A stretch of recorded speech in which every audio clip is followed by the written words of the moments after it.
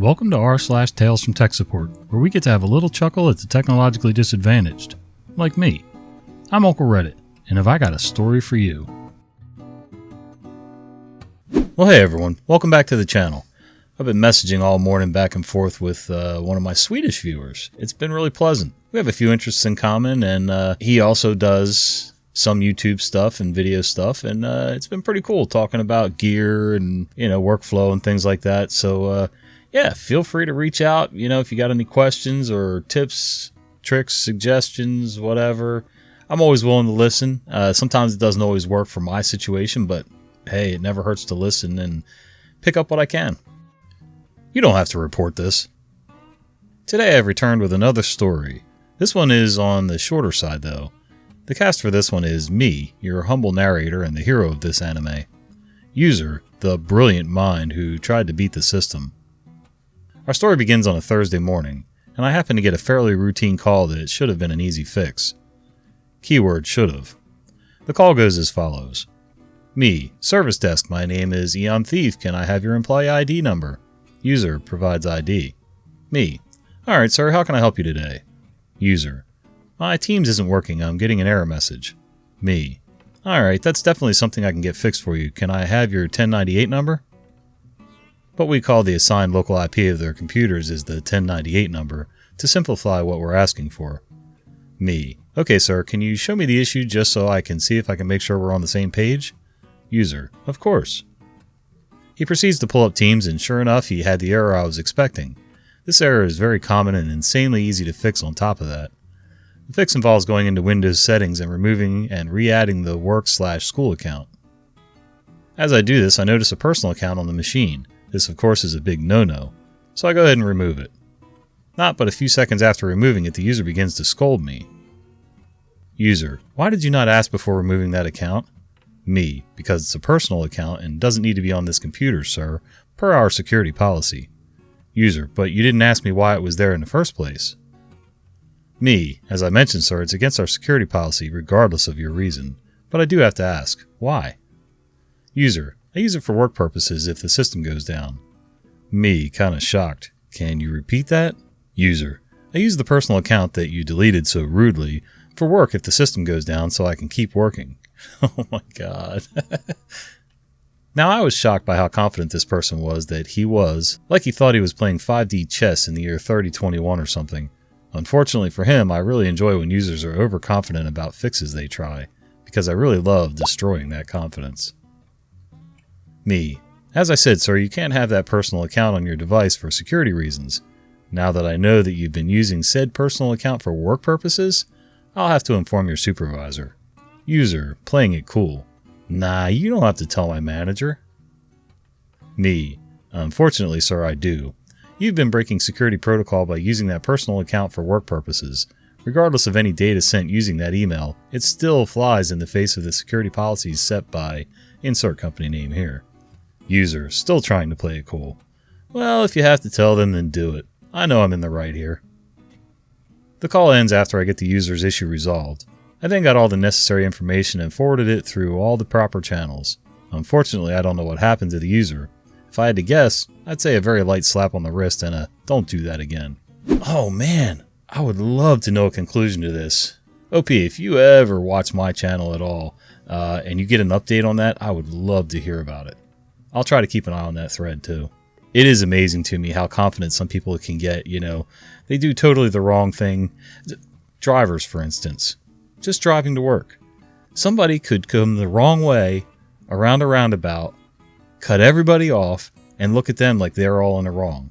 Like it's totally natural for them to be doing what they're doing for their own benefit. This is amazing. Your CEO, your CEO, your CEO, your CEO.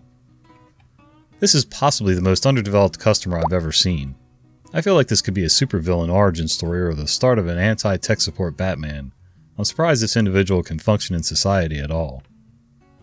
User submits a feature request.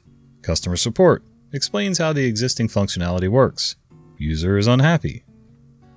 User, read this very carefully. I know how CSAT works. It's your bread and butter, right? Yup, I used to work in a call center too. I will chat every day and give a 0 rating to all until it reaches your CEO. Right. Your CEO, your CEO, your CEO, your CEO, your CEO, your CEO. I'm not going to say all these. User, I'm going to get all of you in trouble. I promise. Winky face emoji. Some people really should be kept away from computers. Oh, there's definitely some mental health issues going on here. Laptop battery replacement. Not what you think. Quick one, but facepalmed pretty hard. Happened this morning. User is a new employee. Position is work from home full time. User had issues getting on the VPN on her first day last week. She had never used one before. Well, this morning she called in and this was the conversation. User, hello, the charge on my laptop battery is low and I don't have a spare one. Can you send me another battery, please? Me thinking about my career choice for a second. You should have received a charging cable when you were given the laptop. Do you have that? User, well, I have this blue cable with plastic clips on both ends. Me, that's the network cable. The one you're needing is a black and has a power brick in the middle of it. It'll be quite large. User, oh, I'll go look for that. Thank you. Call ends. I just don't know some days. So, never used a VPN, never plugged in a laptop or other electronic device evidently. I mean, in this day and age, there's got to be something cordless that you charge fairly regularly. Even if you have an old flip phone, it still needed to be plugged in and charged. Now, I will say, the old flip phones, you could take the battery out. I used to keep a spare battery for my flip phone, and it was cool. If I was on the road, I didn't need to recharge. I just swapped batteries until I could get the other one charged or whatever. And I actually had a charger that would charge just the battery, not the whole phone. That was cool too. I kind of wish some of these devices would do that again. You can close the ticket. I only needed it open for my metrics.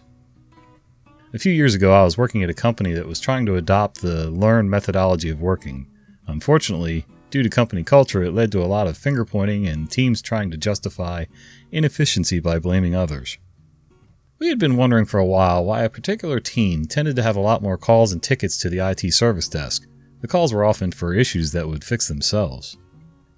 For example, we got a ticket that said the printer was performing a cleaning cycle. Another ticket said Windows updates performed at inappropriate time. The list went on of many trivial on specific requests of IT from this department. Within the IT team, it was somebody's job to spot trends and then follow-up ticket would be opened to help determine the root cause of issues and improve efficiency. In this case, we could clearly see a trend that there were a lot of tickets, but there was no discernible pattern.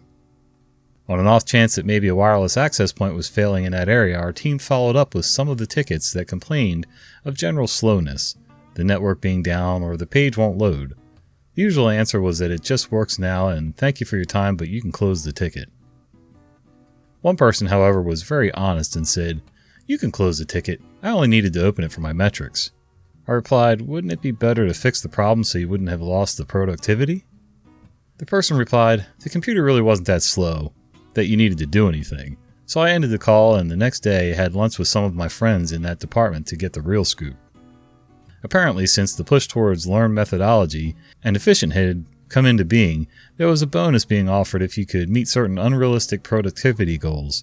If you had greater than 2 IT service tickets in a month, your productivity expectation was lowered by a percentage for that month. Oh my god. Apparently this bonus, although based on productivity, provided loopholes to blame others within the company on a team's lack of productivity. A lot of people figured out that it was very easy to create and then close IT tickets. I left the company years ago, but I'm curious if this place still continues. That's funny. So they're using the ticketing system to lower expectations for their team and I guess buy themselves some time or keep people away from them. I don't know. That's amazing. The good news is if the company's really paying attention, this is a weakness that they've now discovered that can be dealt with, but it doesn't sound like they will. I'm not a computer person. Been in support and a sysadmin for over 20 years now, and I've seen a ton. Here's one of my favorites. I was giving a phishing presentation for about 100 of our sales reps at their national sales meeting about 15 years ago, when phishing was new. I had a short slideshow with phishing email examples and what to look for highlighted and things of that nature. At one point, I displayed a fake email that looked to be from Washington Mutual, asking the recipient to click this link to fix their account because there was a problem. I talked about this email, why it was fake, how a financial institution will never send you a link to click, etc. when a lone sales rep pipes up. Rep: I got that exact email. Me: oh, what did you do? Did you click the link? Rep: yeah. Me: oh no, what information did you enter? If you entered your back login, then you'll need to change your password right away. Rep: oh, I just entered our proprietary sales rep portal that links to nothing else in the world. Credentials and clicked log on, but I got an error. Me: whew, well, luckily that info is not used anywhere else except our internal system. Tell me, why did you enter that info? Rep: I didn't know what else to enter. I don't have a Washington Mutual account. Me: wait, you don't have a WAMU account? Then why did you even click the link, let alone enter some random info that doesn't mean anything anywhere else except to our internal systems? At this point, you can hear the rest of the room murmuring. Rep: I thought it had something to do with our company Bank of America credit card. Me: you thought an email from WAMU had to do with a Bank of America account? Now the murmuring got louder and you can hear snickering. Rep: I'm not a computer person. Me: that's not a computer thing. Rest of the room starts laughing. I thought I was going to get fired or at least reprimanded for making a user feel stupid, but apparently even his manager was laughing. He didn't last 2 months after that. He was let go for poor sales performance. Yeah, that's not a computer thing. That's just a logic thing. And unfortunately, a lot of people just don't have that logic. No, I don't think it's moving anymore. Dear Diary, March 10th, 1999. Do I need a ritual cleansing to get free from a mummy curse? How do I know if I'm cursed? It was a dark and stormy night. A shot rang out. A pirate ship. No, wait. Sorry, that's Snoopy's story. Mine is a little more prosaic. It was a damp and dreary day. This was back when Connor hard drives were still good drives before the entire production line went to crap, and we had to RMA every 3 out of 5.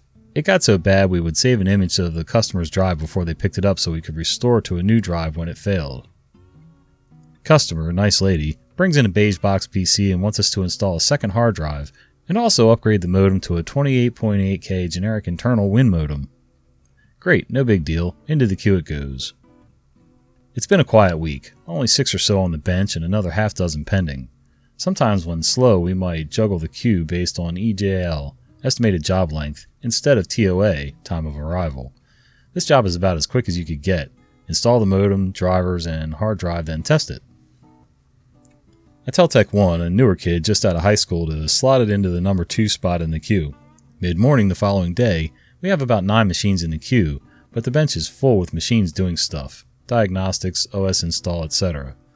So Tech 2, me, and our cashier are up front talking while a couple customers browse. From the back of the store, Tech 1. Hey, sample size, what do we do with mice? Me. Tech 2. What? Tech 1.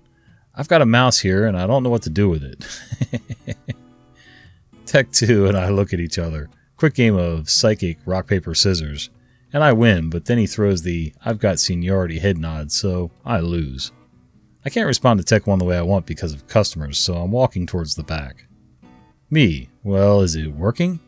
Tech 1. No, I don't think it's moving anymore. Me.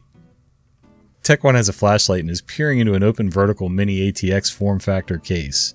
Me. What are you doing? Tech 1. Well, I have a mouse here and I don't know what to do with it. I channel Nick Burns. Move! I grab the flashlight. Tech 1 points into the back corner under the sound card in the bottom ISA slot. Me. A mouse. A big one. I grab a slot cover and poke it. Nope, not moving. I scooch it out of there and flip it on a piece of paper. We all stand there, including the customers, looking at about 4 to 5 inches of mummified mouse. That is a big mouse. Huh. Tech 2 walks away. Make sure you wash your hands. You don't want to catch hantavirus. Tech 1. Wait, what? We never could figure out how the adult mouse got in the case. Nothing chewed, no nesting materials found, only a couple droppings. No slot covers or drive bay covers missing, nothing. We couldn't find any way the mouse could access the case. The only thing we could come up with was perhaps it crawled in there to die while the cover was removed at the customer's home at some point. Maybe from hantavirus.